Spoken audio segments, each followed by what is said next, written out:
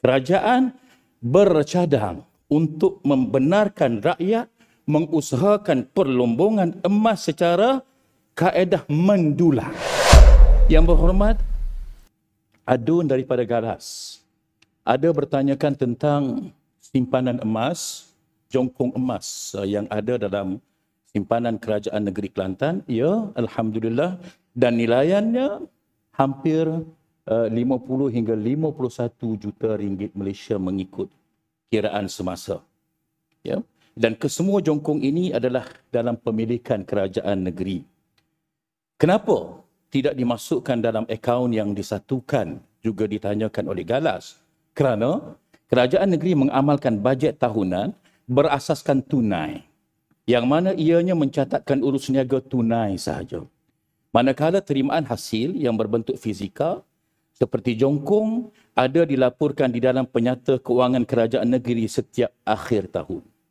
Jongkong emas ini akan diiktiraf sebagai hasil apabila ianya dijual dan diakaunkan di dalam akaun hasil disatukan pada tahun keuangan tersebut selaras perkara 97 Perlembagaan Persekutuan. Perbendaharaan negeri bercadang untuk menjadikan jongkong emas ini sebagai sandaran bagi pinjaman keuangan di antara negeri dengan persekutuan. Kerana pada waktu ini, polisi pinjaman oleh Kerajaan Persekutuan menetapkan sandaran kepada semua pinjaman yang bernilai sama ada tanah atau emas atau sebagainya. Ada rakyat yang bertanya, apa faedah secara langsung untuk rakyat dalam hal emas ini? Maka saya telah mendapat keizinan daripada Yang Amat Berhormat Datuk Panglima Perang Menteri Besar Kelantan. Hari ini kita nak isytiharkan bahawa kerajaan bercadang untuk membenarkan rakyat mengusahakan perlombongan emas secara kaedah mendulang. Dan kerajaan akan memberikan lesen kepada rakyat.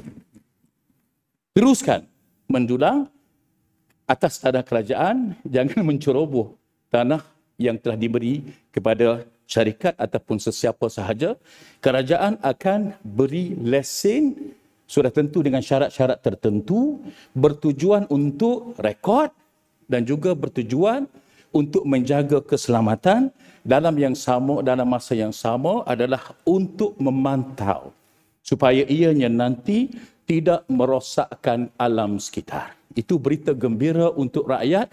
Rakyat boleh melombong dengan cara mendulang. Rakyat akan mendapat secara langsung faedah daripada khazanah yang ada dalam negeri Kelantan. Gunung tinggi bukan penghalang. Laut luas bukan alasan. Kerajaan adil negeri gemilang.